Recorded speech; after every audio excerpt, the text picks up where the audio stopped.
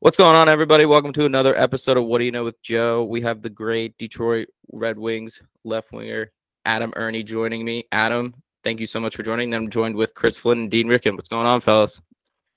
Hold on, guys. How are you?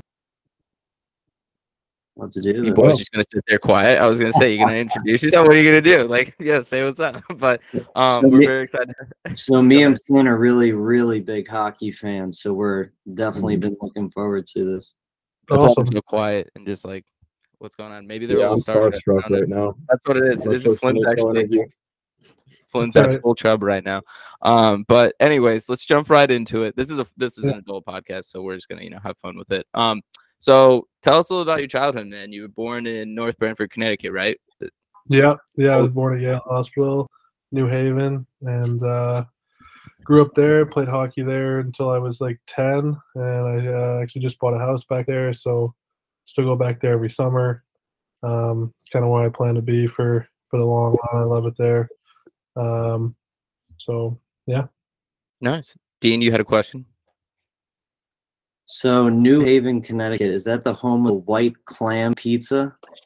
I think it is, yeah. I mean, it's definitely not my favorite, but I will say we by far have the best pizza in general. Okay. You can ask Portnoy himself. That's what he says. Okay. True. Okay, that's a fair point. Also, Dean, when you raise your hand to do it, I'm just gonna let you jump right in because like that way I don't have to keep being like, oh yes, Dean in the back. Damn. All right. We'll just What's the name of that place again? It's like Pepe's or something, right? Sally's is the best. Sally's and Modern are the best, and then I would say Pepe's comes in at a third for sure. But I would say people argue Sally's and Modern. They're all within 2-3 minutes of each other. Awesome. Okay. Yeah. I'm gonna have to check that pizza out. Definitely gonna have to check it out. So, did you have like a favorite team growing up? Who were you rooting for? I grew up originally a Rangers fan because my dad was a pretty diehard Rangers fan, and then I fell in love with Ovechkin, so I hopped on that train, and he was always my guy, and so I was a Capitals fan, but I would say I was both. I was more of a Rangers fan and an Ovechkin fan kind of thing. That's good. That actually bodes well for it because I'm a Caps fan, and I actually almost wore the Ovechkin jersey on here. Yeah. And then Dean's a Rangers fan, so that's great. So we'll just leave Flynn out. That's fine. No, that's fine. But you said you're a big Ovi fan. How's it feel to see him? Is that a Hartford jersey he's got on? Is that a Hartford jersey? Is that a Whalers? Yeah. Oh, he's rocking the Whalers. He's still in. He's got a Connecticut jersey on. Yeah. All right, there we go. We can keep it going. I know he's a Canes guy, and that's like the throwback, right, Flynn? Is that technically what that one is? Who you got on the back of that? Over the Whalers, and I can't say that I like the Hurricanes jersey more. I think the Whalers pretty classic, but is what it is. Good answer. So, as you kind of grew up cheering for Ovi, like actually being in the league with him and watching him get towards that like goal scoring record, is that kind of cool or? Yeah, it's definitely pretty wild to play against him. I mean, I think it's still like one of those things, you're sitting around in warm-ups and, he's out there and he was your childhood, idol.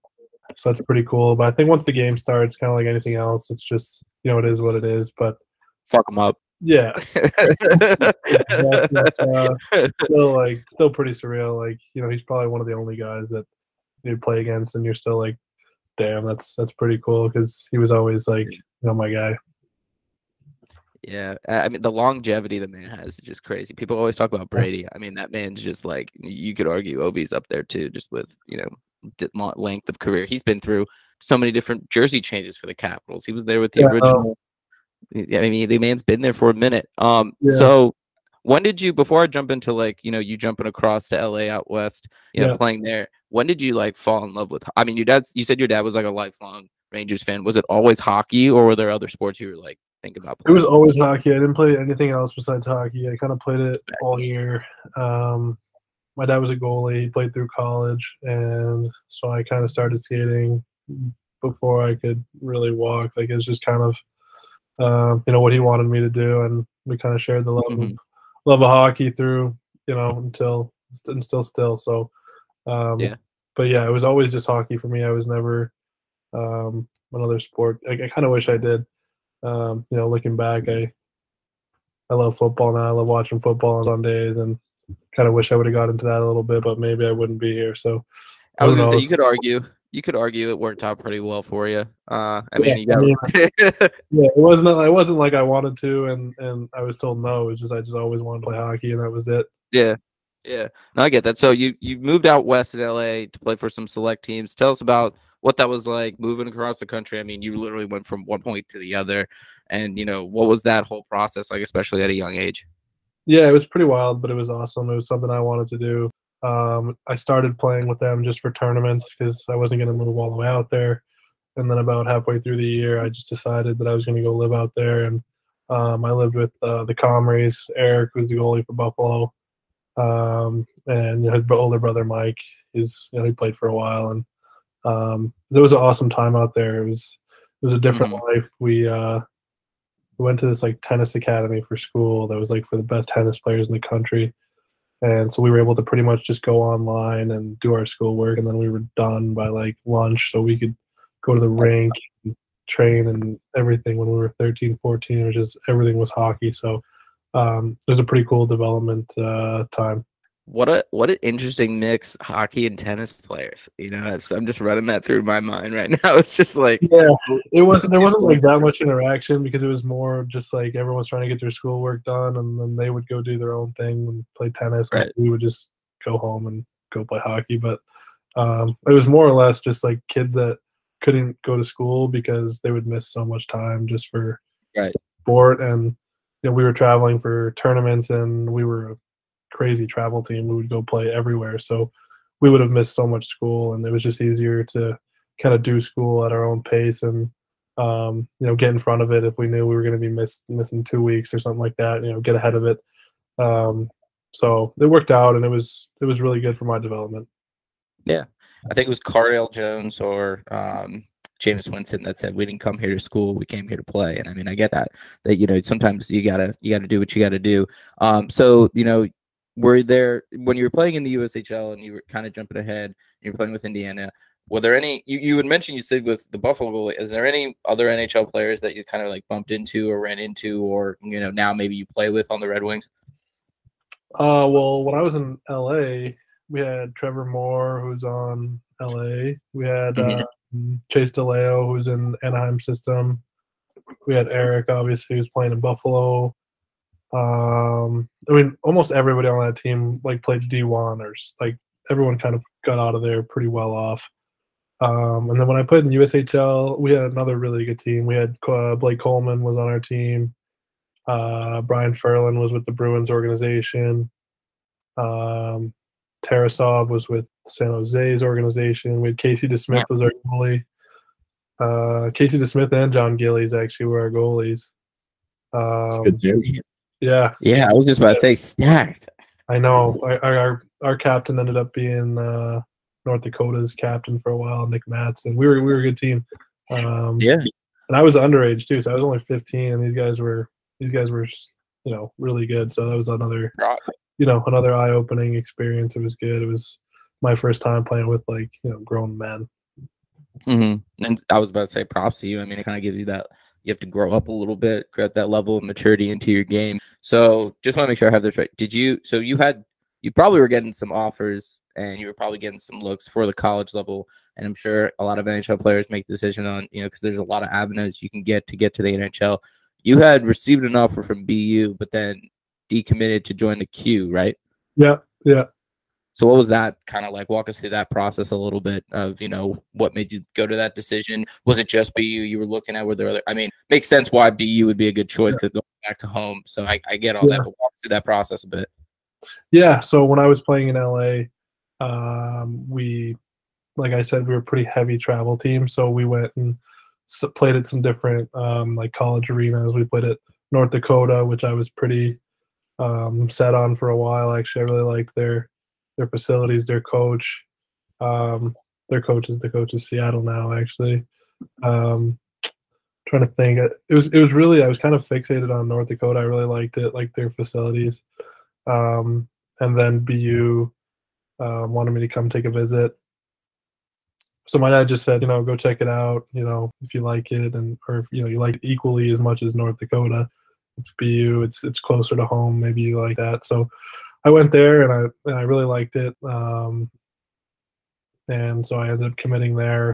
At that point, I was only 14. Like I had no idea I was about the Q really. Like an American kid, like I had no interest in the Q. Like I had every intention of going to BU, and then after my first year in the USHL, Patrick Wad called, and I went up there and kind of really just fell in love with it, and just the idea of being 16 and playing with guys that have been drafted,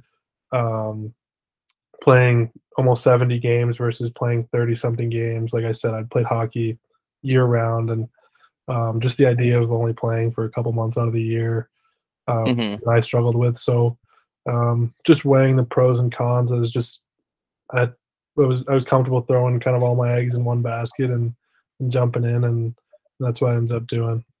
Yeah, and real quick, Flynn, before you jump in, because you just kind of name dropped someone who's pretty well known in the hockey community. What's your relationship with like Patrick Wall? Like, how did he reach out to you? Like, explain that a little bit.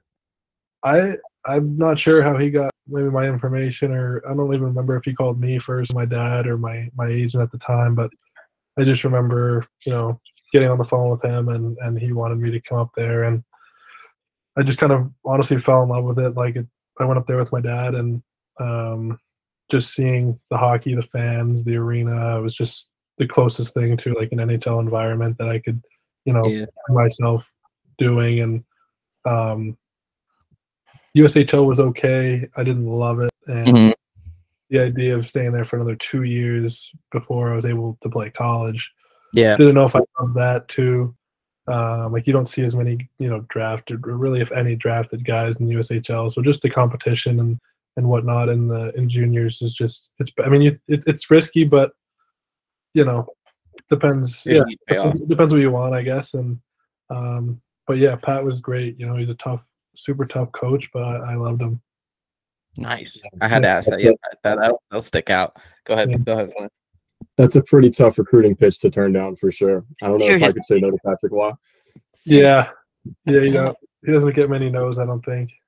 I doubt it. Yeah. Oh. For sure. So I'm sure your parents were pretty sad you had to leave a little bit farther from home, though, right? I mean, it's kind of like everything I decided with my dad and my parents. Like it was kind of a group thing. It was like, at the end of the day, like they let me make my own decisions, but I always kind of went with whatever they were leaning towards. They always led me right. Yeah, cool. So tell us a little bit about juniors. Go ahead, Jeff. No, I was just saying, got a little family connection, but yeah. Yeah, no, juniors was great. I actually lived with Pat for the first couple months. I was there. His son, Freddie, was on the team. He was an overage 20-year-old when I was 16, and we became like best buddies. And it's actually how I met my wife. So my wife's mom was dating Pat for like 12 or 13 years. So when I was living with him, like she was at the house. That's how I ended up meeting her. And then once I ended up moving out, getting a billet family, we ended up dating after that. So yeah, there's a connection there. Was Patrick invited to the wedding?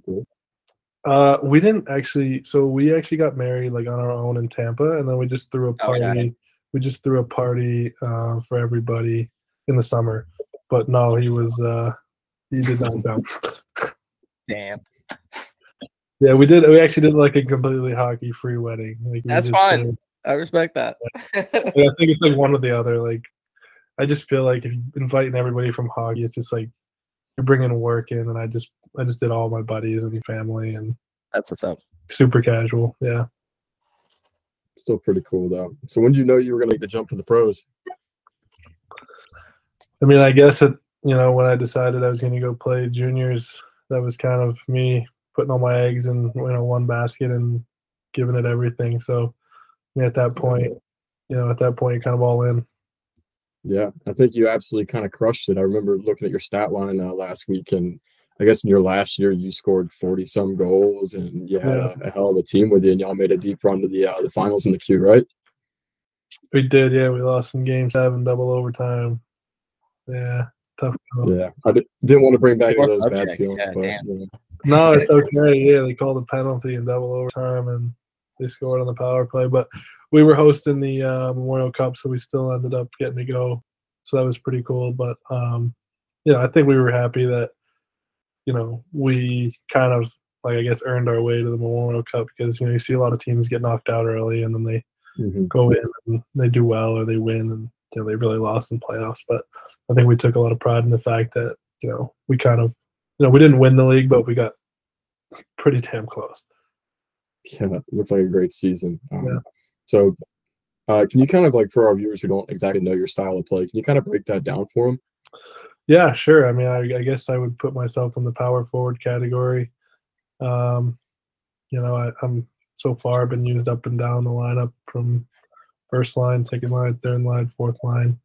But yeah, I guess just an overall what you think of when you think of a power forward would probably describe me best, I would say. Gotcha. I was gonna say, I hope our listeners do some research after that, and also, or maybe go hop on Chell and be like, "Oh, I'm gonna be a power forward." So, you and I, especially, I think all of us are around the same age. You manage, like you said, your work with school, or your not school, your work, your life, your family, and you have several kids. That's a lot of responsibility. Do you find yourself handling it well? Do you find you have a good support system? I'm actually a soon-to-be father too, so I'm curious to see how. Congratulations. Thank you. I'm curious to see how that all how you manage it all, really. Yeah, I think from the outside perspective, it probably seems like a lot, and it is. But I think for me, coming home to my kids is such a good balance. I used to, you have a bad day at the rink, you come home, it just sticks with you, and it's all you think about. But now when I come home, it's hockey's the last thing I think about. I'm just, no matter how bad of a game or how bad of a day, you come home and it's they're smiling, they're having fun. It's all you really care about. Honestly, it just makes it easier for me. Just gives me something to do away from the rink that's just not hockey. And I guess we talked about before, since I can remember, my life has been hockey. And I've got into golf and all that stuff, but it's nothing's really taken my mind away from the game, just time with the kids and time with the family. Yeah, we're definitely gonna have to dive into your golf game towards the end because we got some questions and definitely have to maybe get you on the course.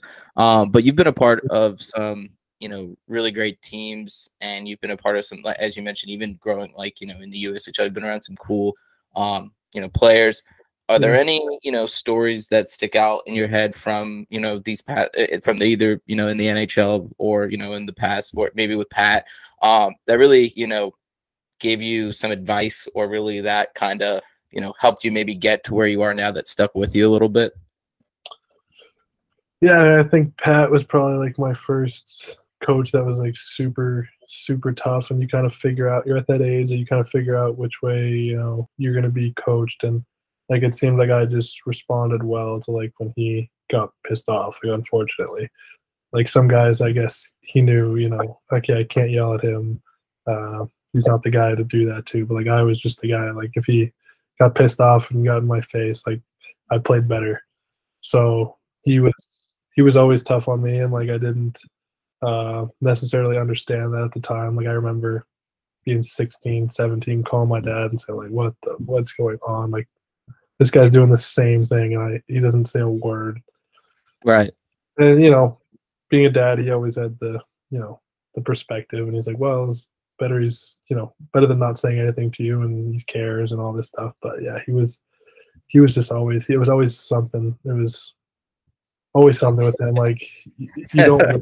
You just don't lose. If you lose, we're playing. Gotta cut someone. I mean, yeah, I remember playing in Gatineau when we were losing, and I don't know, he just didn't accept losing ever. And he came in after the second period, we were down, and he's like, "If you guys lose this game tomorrow, you're mine." And I said, "Oh shit!" We did not win that game. We did not win that game. We had to run all the stairs in the rink for an hour at least. Got on the ice, and so we're doing suicides. We're dying. And then he had us doing some bagger shootout drill, a shooting drill, and I ended up just shattering the glass with a puck and So like clean it up. It was the only break we got for like 3 hours, but it was a tough. That one I won't forget. Oh, that's a geek. Just Yeah. shaking, just like ripping it. And honestly, everyone's probably just like, thank God, Adam, we actually needed that. Appreciate it. 100%. Yeah, he was tough. Like we had to run the stairs in the rink, like up, down, over, every practice, before every practice. And then like after almost every practice, we had multiple like suicides. Every practice. We were the most in shape team. I was about to say, well conditioned by far. Yeah. Like you didn't lose with him, and you learned to care about winning. And I think once you deal with that, it's like kind of sets you up to prepare you for kind of any coach that you are going to face from there on out. Yeah, I think it's crazy how much a big deal coaching can make. So like if you were to compare him to like John Cooper, like what were you seeing in John Cooper's style of coaching? Because he's so pretty opposite. Like Coop was pretty hands off. Like he didn't really run the meetings. Wasn't even on the ice for all like the morning skates and stuff. Like he was pretty laid back, casual. I mean, the players we had, there was only so much to be said. So, especially the last year I was there, we had like 120 points. Like there was only so much to say and do. And then it was just different going to go into Detroit to a team that's like at the bottom. And it's just, I was not used to that. That was tough year. So it was just kind of a change of coaching, change of going from the top of the league to the bottom of the league. But it was good. I mean, like anything else, it's like you just learn to deal with it, and you learn to appreciate winning a lot more when you're not. So, hopefully with the team that we have right now and the guys that were there when we weren't very good, just going to feel that much better when hopefully we do make the playoffs or make a little run at it. Who are some of your closest buddies on the team right now? Honestly, I'm sure you hear this like pretty cliche, but honestly, our team is like super close. Like this year is probably the closest group we've had. But I'd say like my best buddy is probably Rasmussen. I hang out with him a lot. Joe Bueno. Play cards on the plane with like Larkin and Bertuzzi. Like we kind of hang out with everybody, honestly. Like it's just one of those teams. Like when I was in Tampa, we kind of had like dinner groups, like who you go to dinner with, and like it seems like every night someone different group, different crew, and it's been super fun. Yeah, what was like your? Go ahead, dude. Oh, I was gonna say, what was your initial impression of Moritz Seider? Sides is a different kid. Like he's super funny, and I love him. And I think like exactly what you see is exactly what you get. Like the impression that you guys probably have him is the exact same one that I have. Like he's always smiling, always positive, and he's definitely a competitor. He's a big boy, so he's got a big bright future for sure. He's definitely a big boy. Yeah. Go ahead. Yeah. Yeah, I mean, y'all are pretty much a very young team, right? So I mean, it kind of makes it easier when you're all young in the same boat, right? To hang out, and do things. For sure. I think we added some like much needed veterans that have won, and we got a few of those guys from St. Louis that have won a couple cups, and those guys have been a big part of our locker room, and just not letting things slip and slide, and if we lose a game, you just not letting it pile up, and just always getting back on track. Yeah, that's great. What do you think needs to happen to where y'all need to take that next step? What can y'all work on to get better?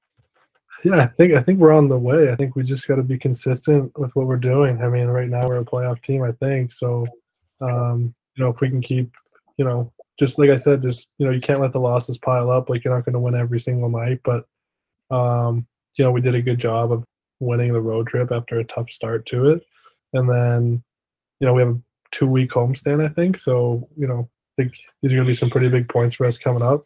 I don't know if you can hear these kids in the background, but apologize if you can. She's dealing with it right now. totally get it. Hey, it's all. It kind of gives me a little insight of what my life's gonna be like in a couple months. So it's all good. Boy or girl? It's gonna be a little girl. Good for you. I was honestly so disappointed when I found out I was having a girl. But after having a girl, I said I don't care if I have all girls. Like it was really. Like, honestly, girls are the best. Like luckily I have my second one was a boy and the third one's a girl, and we're done now. But all done. But girls are the best, man. Like okay, that's good. They cuddle, they hang out. Like the boys, they just don't stop. Like okay. So I'm gonna go tell my. I'm gonna go tell my. A year and a bit to like sit down and watch TV show with him. Like literally at all. Like he just buzz, like wouldn't sit down. Yeah. And like my daughter, she'll just cuddle up and for an hour, 2 hours, just watch TV.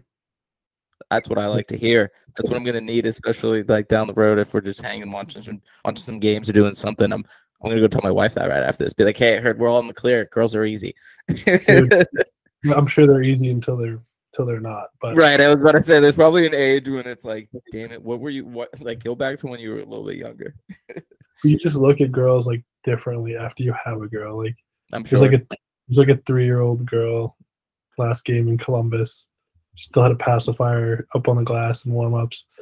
She had a little sign that says, if I get a stick, I get to go to Disneyland.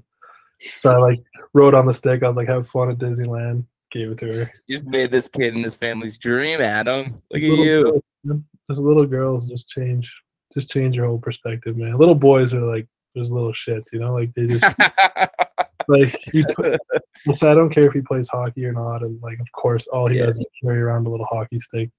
He put it through the living room TV already. Like he's won, and he's gone through the TV. He's beaten my car with it. Like he's just a mess.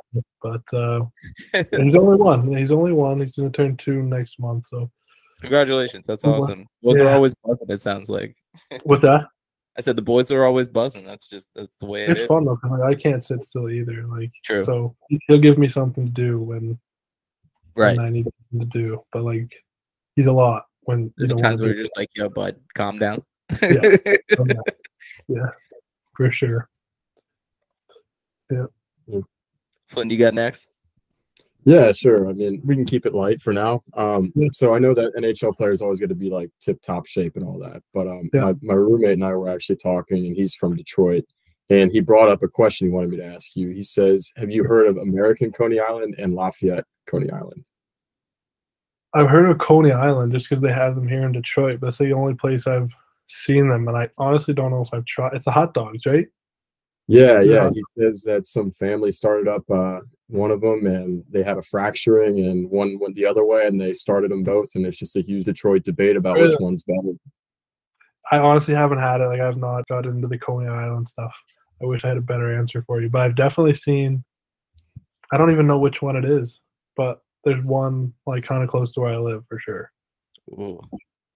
Chris, I wonder if that has any ties to the New York Coney Island, you know, in the hot dog. Yeah. Is that like Nathan's though? Is that like the? Yeah, it is Nathan's. Yeah, I want. Yeah, we gotta get. Go ahead. I've had Nathan. I haven't had.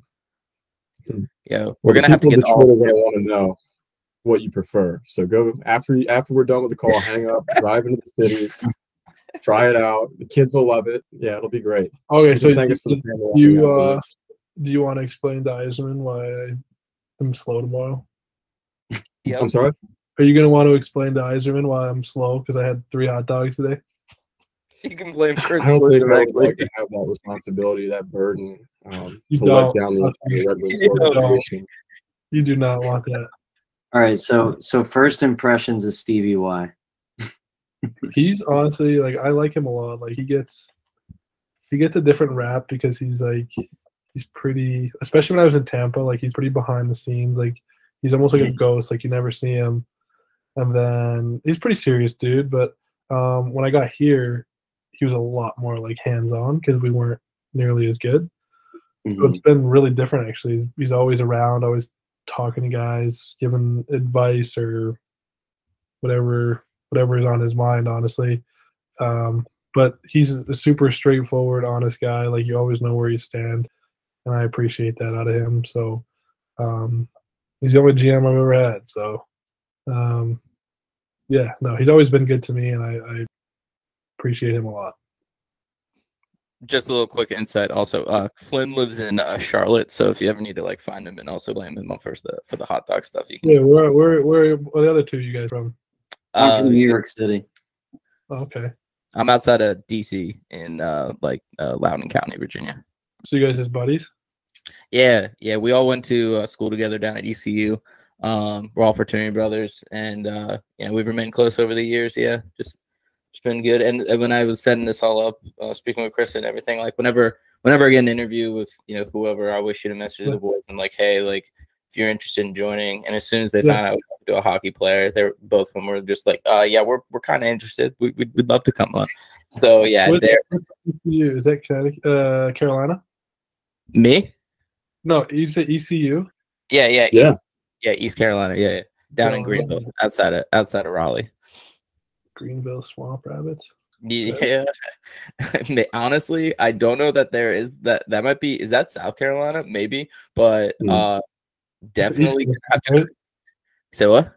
That's an East Coast Hockey League team, right? Greenville Swamp Rabbits. Yeah. Yep. Definitely gonna have to get a jersey of that for sure, because that is a dope name. That is fantastic. But over like the it's speaking back, getting back on topic here, because to jump back off topic. I know this is gonna be a lot of fun towards the end. Over the first few weeks of the season, you guys have had, like you mentioned, you've had a really, really good start. I think like you specifically, you've had like 6 points, 7 games. What do you think a little bit of that formula is? What do you think's played into that a little bit? I mean, I think it's one of those things like when the team's doing good, like everyone's doing good. That's kind of how it was in Tampa too. Like if you're winning, you're scoring goals and everyone's playing well. And that just seems like kind of what it's been. It seems like everybody's kind of bought into our new coach and the new systems, and I think it just makes it easier on everybody, honestly. Like, you look at, it seems like super easy to say, but, you look at the teams that are winning versus teams that are losing. Like those guys that are winning are having, more points up and down their lineup. And, I feel good. I had a good summer of training, and, I just feel like it's paying off, which feels good. That's solid. Good to hear that. Flynn, I know you had one about. I'm curious to hear your answer after this, Adam, especially because it's one of those good questions. Yeah. Yeah, I guess everybody talks about like what your welcome to the moment league was. First of all, I want to hear what yours was, but second, the follow up was going to be: do you think you've ever given somebody their welcome to the league moment, catching them, with a good hit or something? My welcome to the league moment. I don't like. I guess going back to the Ovechkin thing, like I didn't play him that far into like my first couple games. Like I feel like I played him a couple games in. Like that was pretty cool for me. Like my first game was at home in Tampa against Winnipeg, so I got to play like Bufflin and those guys. But like I said, nobody really did it for me like Ovechkin. So I think my first game against him was probably like my welcome to the fucking show. Yeah, he was really the only one that like did it for me at the time. Like I was just so invested in him as a kid and everything he did, and so that was super cool for me. Well, for me, I don't know if I've given anybody that. I guess we'd have to. I don't know. It's tough to say. I mean, I've given plenty of big hits, but I don't think it's been on, too many young guys. Have you hit Ovi? Yeah, he's a beast. I can't imagine it's easy to take Ovi down. The guy seems like he's pretty tenacious too. Oh, like yeah, if he wants to come for you, he's coming. He throws the weight around. He does. It's a statement in itself. Yeah, he does throw the weight around. Sometimes it's better to let him sleep if he's sleeping sometimes, rather than poke the bear. 6'3", 240 is tough to slow down. No, yeah, that's a built human being. That's fucking gigantic. Outside of yourself, obviously, and we've talked about Ovi, and you could argue he is having a pretty historic career. But who are maybe some maybe your top 2 or 3 players right now that you're looking around, or maybe even on your own team, that are going to have some pretty good careers down the road for sure? I mean, obviously, like McDavid's insane. I think he's actually changed my. Like I used to say probably 2-3 years ago. Like I thought I was always a big McKinnon. Like I grew up playing with him since I was 12, 13 when he was at Shattuck. And he was always good. Like he was never the best. And then when we went to the Q, like he just came out of nowhere and he was head and shoulders above everybody. And then I always felt like he was just so dynamic and can play both ends of the ice, and kind of like Ovechkin, like when he wants to, there's really like nobody stopping him. But I think at this point, there's kind of no denying like what McDavid's doing. He's kind of making a joke of the league, and the points he can put up is just like you can't deny it after year when he's putting up these numbers. So he's kind of swayed my vote, I guess, as far as who's the top guy in the league.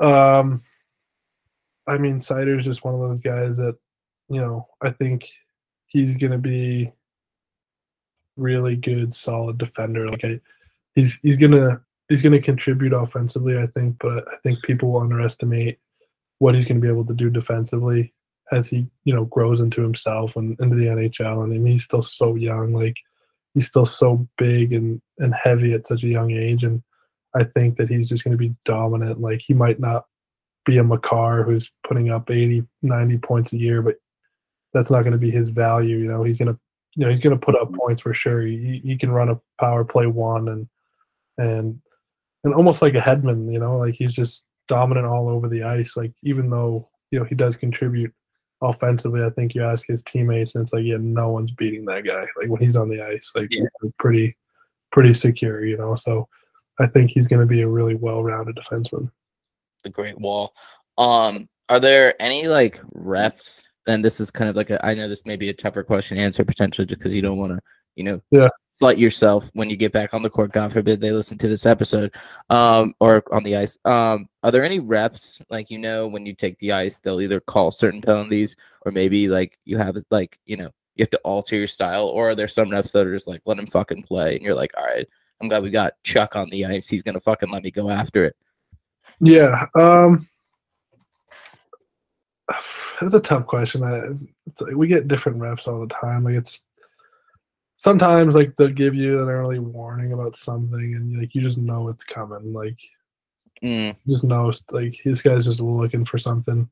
But like I think sometimes for me, like the most annoying thing is sometimes like when the linesmen like get way too involved in like the face-offs and kicking guys out, and it's like just drop the puck. Like they have a job to do, and I get that, but like I think for me, like sometimes it's just like let them fucking play. Just let us play hockey. Exactly. And like when the season ends, players take a bunch of time to relax, chill out.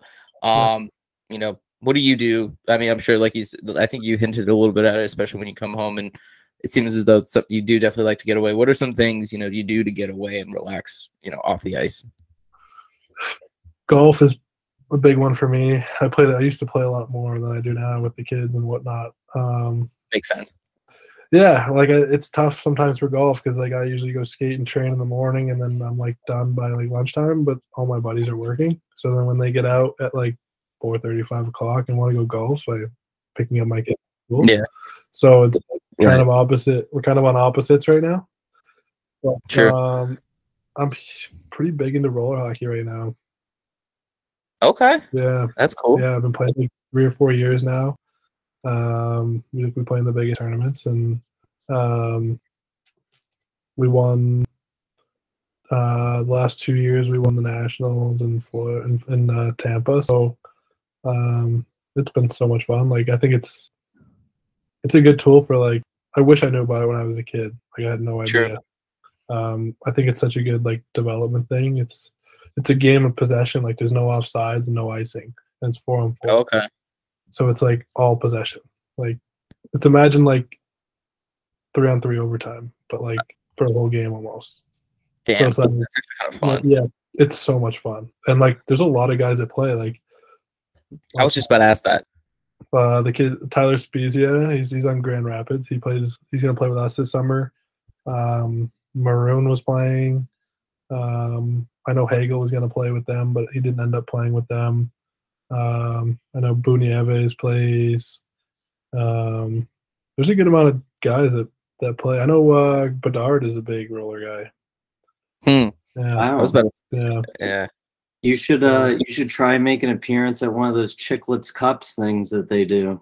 They're getting really into the roller hockey. Yeah, they were into ball hockey for a while, without the blades. I think last summer was the first summer they did the roller hockey. So definitely interested. I know I think we had a tournament like during that.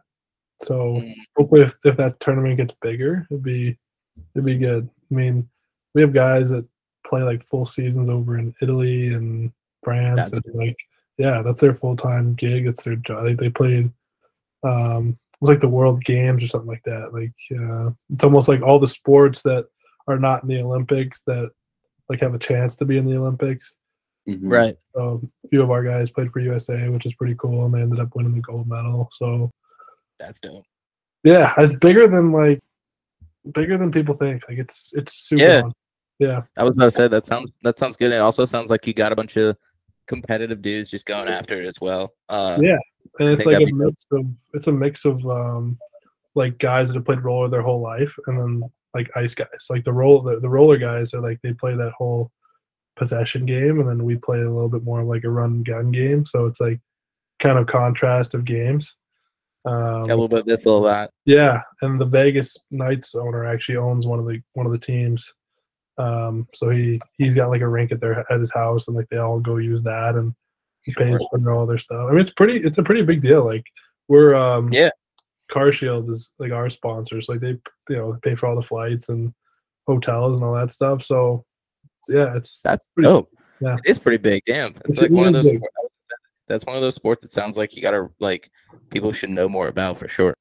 Oh yeah, like it's super fun, and I hope it grows because I do think it's like good for kids growing up to just get off the ice and do something different. And honestly, it's almost like being able to go back and play minor hockey again. You play 2-3 games a day and hang out with the guys, and at the same time you're still being able to train and get better kind of thing. Flynn, I saw you raise your hand. Celebration. What's that? How was the championship celebration? It was good. We won the last 2 years, so if we win this year, we'd be the first team to ever win it 3 years in a row. So repeat. We're going for it. Yeah. No, is there like a cup is there like a cup like Stanley Cup, or is there kind of like we got a cup. I don't know what they did with the cup. Last time we broke it, but job well done. Yeah, it was broken for a while. It was at the bottom of the pool in Florida, but did it even make it to the first night of celebrations, or was it just gone? It made it back somehow. I think in a couple pieces, but it made it back. At least you can all share it at that point. Right, exactly. Everyone gets a little bit. Yeah. Flynn, I know you added this question, but I'm curious to know it. So like part of and these boys, I know they get after it. And I actually, one of the like Olympic guys I just talked to, he's a big advocate of it. With your time away from stuff, does he give you enough time to do things like play the new Call of Duty or something like that? Or is it just, I play Fortnite. I'm a Fortnite guy. Okay. All right. Respect. I respect that. So basically when I didn't even own an Xbox until COVID started. Okay. And then all of a sudden we had 8 months, and it just seemed like all my buddies just my place was the place to like be, and so we had started playing like a little bit of Madden, like me and my buddies. So we would get in like wars because we had like the one TV, and we would come over and we'd split. So I ended up buying another TV, and we put them like back to back. So there was no more arguing. That's actually do that. Then we had another buddy come over, and he was like playing Fortnite. I'm like, "What are you? You're such a loser! Like, what are you doing?"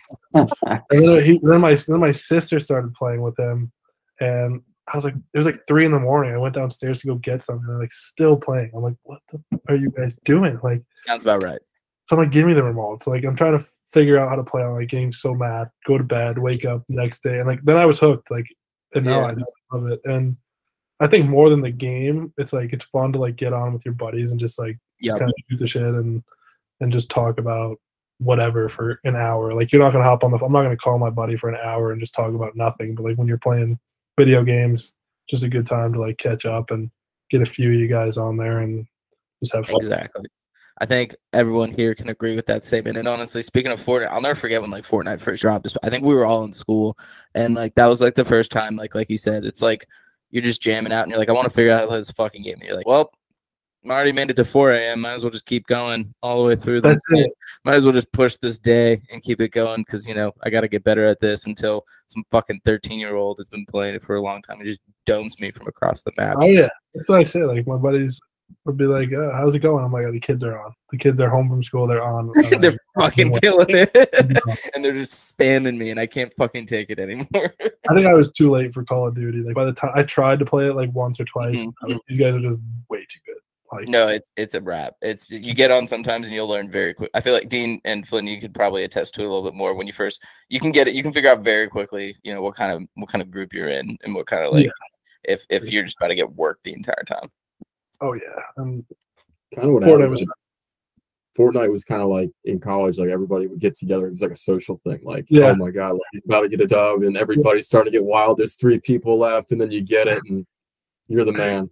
I'll never forget. I'll never forget. I forget where I was. It was either at school or back home, and like I was about to go out into DC, and I came back and like went to some dude's house, and people are like pregame, whatever.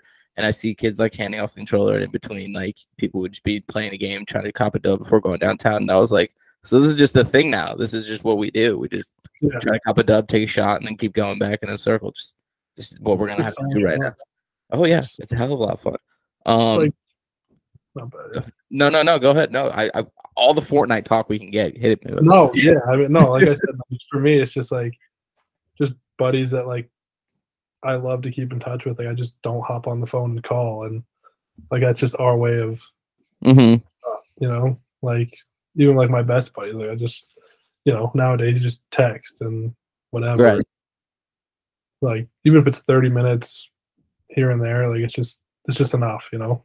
Right. Exactly. It's a good way to catch up. Quick little tip. Do you stay away from games like Chell? Like, do you stay away from it? Or we have guys that love it. Like before we traded Domesticom, like he was, you know, he still is one of my best buddies. I love him. He's like he plays with like his team, and he's like a top 3 team in the world. Damn. Wow. Yeah. I was about to say, get that edge. He's got that edge. Yeah. We have guys bring like the Xbox on the plane. Like they'll play each other on the plane.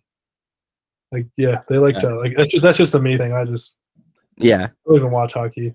I just play it. I get that. No, I was gonna say I spoke to Dwayne Harris, like he's a NFL Pro Bowler, and he was like, I don't fuck with Madden. Like I was like, you never want to play like with yourself? And he was like, no, I don't want to do that shit. And so I get that. Like I totally understand it.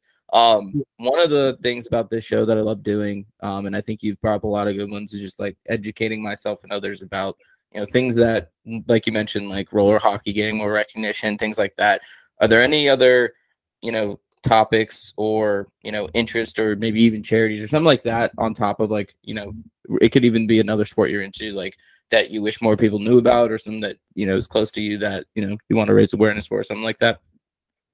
Nothing crazy. I mean, so like I think it's like the end of last season, like my agency hired like I don't even know what you would call it. I guess it's like a sports marketing department. And she asked me if I wanted to be like the first one to start doing some branding for myself. And so I thought about it for a while, and I was like, what am I gonna do? Like, I'm not a big social media guy, like whatever. So originally I was like, probably not. I'm not gonna do it. And then the more I thought about it, I was like, you know, I think it's a good opportunity for me to like go back when I was a kid and be like, okay, like what did I have no access to that I would have died to see? I started trying to capture as much like video and be more engaging with fans and podcasts.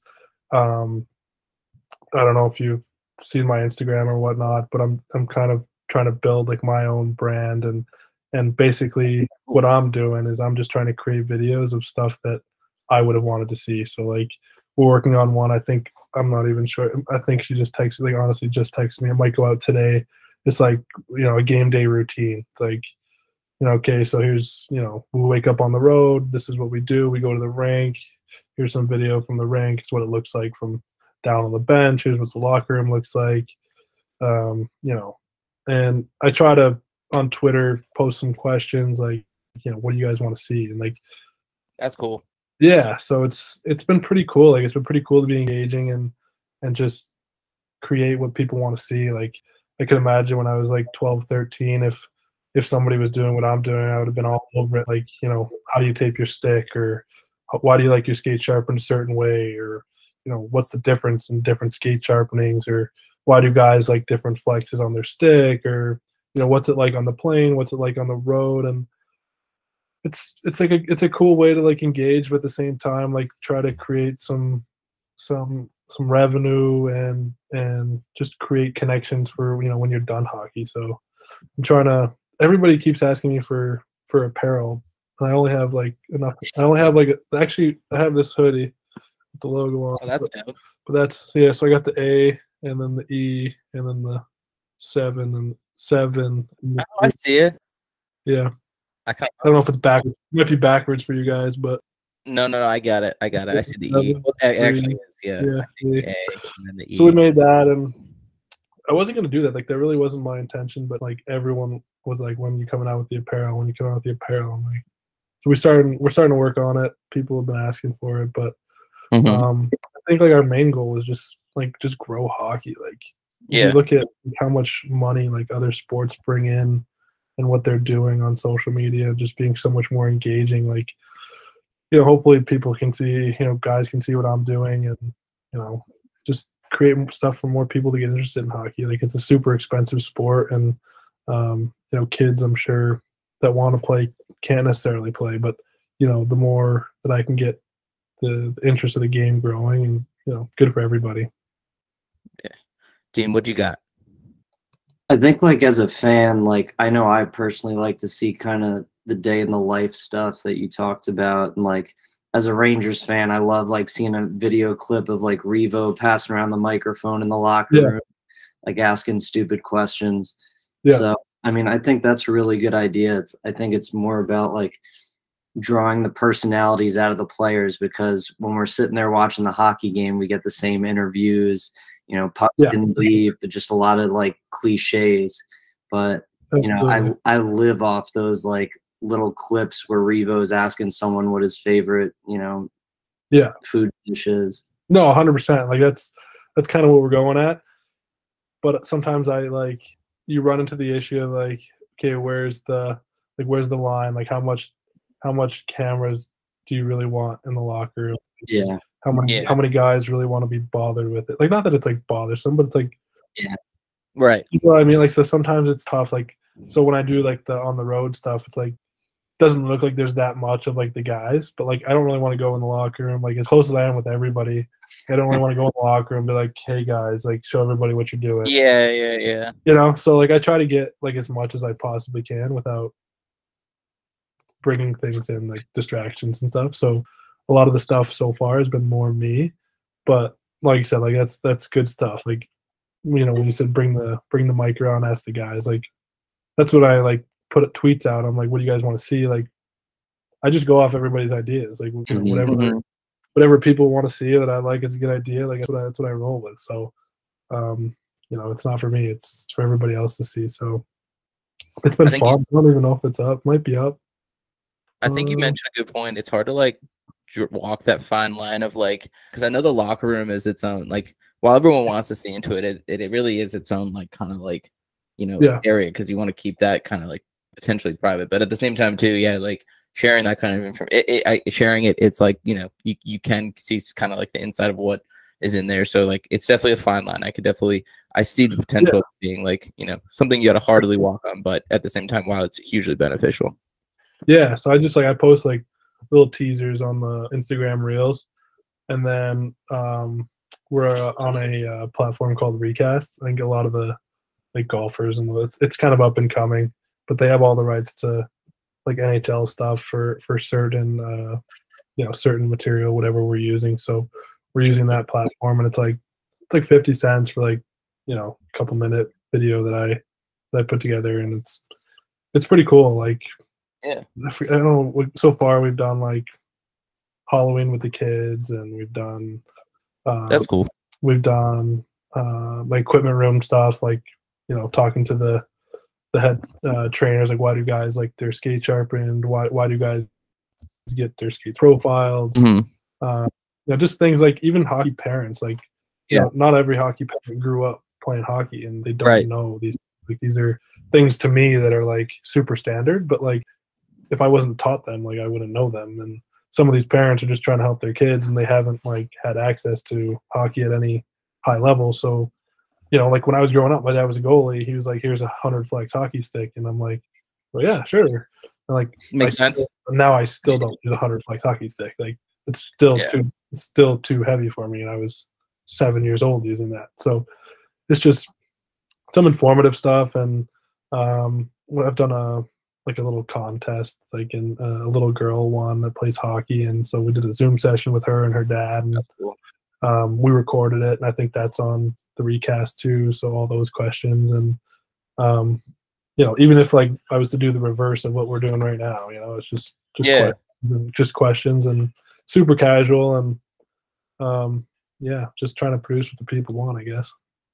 That's a really good point. Like, I think that's a like, again, a key benefit of is like you're educating people who may not know anything about it, especially like a parent whose kid is like, I want to play hockey, and like that's a huge benefit for them. Like, that's a huge thing to be like, I'm getting to know it from a professional hockey player, and now I know what it means as well. So I think that's a huge benefit upside to that. Last question before we jump into some free, you know, stuff, because I got maybe one or two. I always ask. I've asked this question literally to everyone. It's, you know, something I really enjoy asking. I'm sure there's probably people out there who know you being a hockey player are probably going to be like, oh, it's a fuck ton. So similar to the situation in the movie Step Brothers, like where Brendan and Dale go to the playground. In that kind of same situation, how many, you know, where they're coming at you, how many fifth graders do you think you could fight before they maybe overpower you? 9 or 10. Wow, I respect that answer really, really well, because I you know, I would have put you, no, you know, I would have probably put you in the 15s, but 9 or 10 is great. Can you give me a little reasoning behind 9 or 10? I mean, I think you put like 2 people on one leg, 2 people on the other leg, 2 people on this arm, 2 people on this arm, and like 2 more people like pin you down.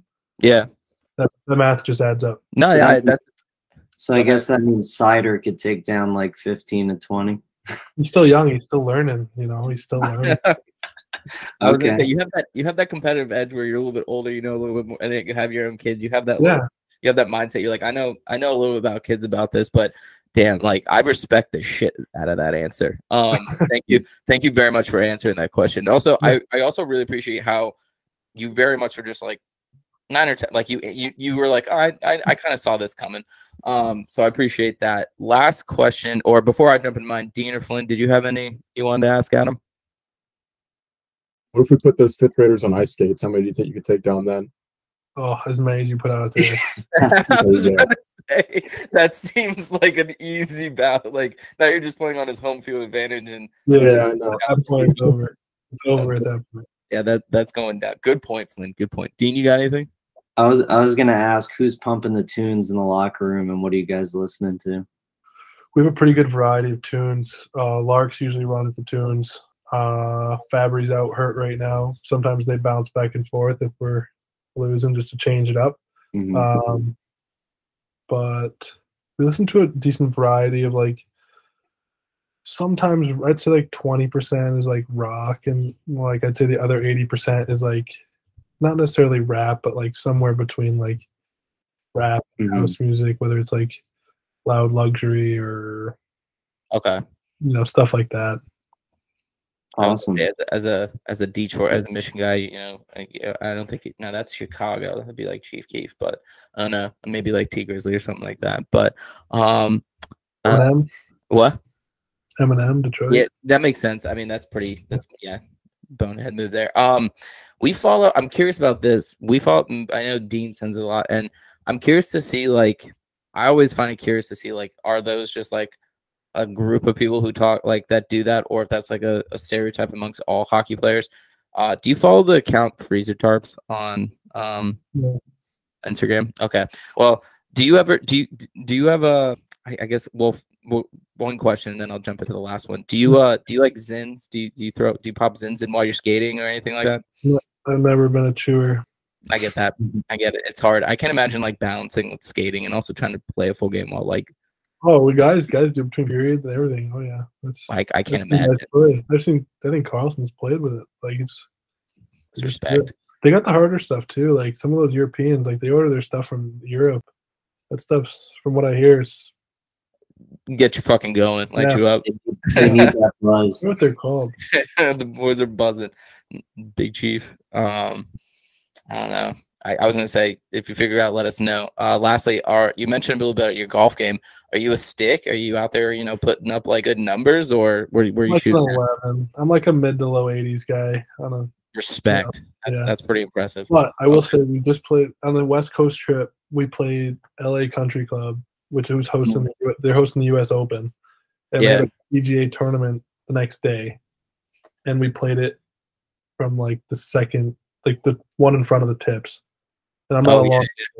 So we played like there's no carts or anything. So we played with a caddy, and we played with like one of the members. Like, so we played it like nothing. Like rules are rules. Like pretty far back. I shot a 95, which I was happy from like a PGA course. Like I was like, that's pretty good. I've always kind of wondered what I would shoot like if I really played by like the rules, like drop it from your knee and like play it exactly how it lies, and put everything out. And we walked, and it was like I was happy to break 100 on like PGA course, so I was happy. But yeah, we have some sticks in our team. Like Cop shot a 78. Larks was like an 82. Damn. Perron was like an 80. Yeah, like those guys, those three, and Sherrod's a pretty good stick too. Like those guys just bomb the ball. Like, damn, don't hit the ball that far. They kill the ball. Like, wow, Copper really showed out, huh? I think, don't quote me on this, but I think his brother's like a really good golfer. Like, I'm not sure if he's like a pro golfer maybe, but like apparently I think he's a really good golfer. Damn, I was about to say I feel like I forget. Fuck, I was playing with someone recently out here outside of DC, and they said he might have been a baseball player, or he played in like the Capital system, but he was like he was just bombing it like down the like fairway. So like basically he played with like 3 clubs, and I feel like that's just gotta be frustrating to play against, because you're like, I've got to use my full fucking bag, but here you have like a driver, a wedge, driver, wedge, and a putter, and it's like, all right, sweet, we can play from here. Yeah, I mean, like our good sticks are like hitting 300 plus every time. It's like, Jesus. I don't hit the ball that far. I'm a short hitter. I'm like a 230, 240 driver. Like I don't hit the ball very far. Respect. I would also give myself I do find the middle of the fairway. I was about to say that's you're precise. That's all that matters. Also, I would give myself a pat on the back if I shot a 9. I broke 100 on like a PGA tour course. Like I would easily just be like, yeah, I'm fucking telling everyone that shit. Oh yeah, like at least now I know. Like right. How I would do, like the greens, dude. Like people say, like, oh, they're fast. Like it was honestly like putting in the parking lot. Like I was like just a tap and it's fucking flying. It was wild, like insane. That's crazy. And I'm assuming like hit like little hilly, lot of curves, breaks. Yeah, it wasn't easy, and it was like California, so it's like so dry. And, everything just rolls. Oh, you have a caddy? We had a caddy, yeah. Okay, did he help out at all? Yeah, but like they're like hit it like 60%. And I'm like, dude, I don't want 60%. I'm like, yeah, I got you. Like, I don't know what you mean by that. Tell me what 60% is. Yeah, I got 60%. Perfect. That's all I really had. Flynn, Dean, before I let Erne go, do you guys have any last minute remarks or anything you wanted to wish him well on or anything like that? Now we're gonna tune into this Preds Wings game and get some eyes on you. Perfect. You definitely got 3 new fans for sure. Might throw a live bet down. Oh yeah, easily gonna throw a goal down. Preds is one of my teams. I do tend to score against the Preds. Okay. So that's not insider trading, but yeah, we just got it confirmed. We might have to put that bet. We might have to put whatever the odds are, but we're definitely going to put plus either 0.5 or 1.5 for sure. No pressure. But no, Adam, you've been awesome, dude. Thank you so much for joining. As I mentioned, you're for another pod. Anytime you want to come back on, share your stuff or do anything, you're welcome to. If you're ever on the East Coast playing either against the Caps, I'm definitely going to be looking out for it. Also, if you ever need another golf partner, just let any of us know. But with that, man, thank you so much. You've been a great guest, and we wish you the best. Yeah, thank you. Yeah, definitely hit me up on Instagram. Check you guys out, and easily. Yeah, happy to come back on whenever you guys want. Awesome, man. Well, with that, we'll let you go. We'll head to the outro, but you've been great, man. Appreciate it. Perfect. Thank you, guys. Take care. Thank you, Adam. You guys. Later.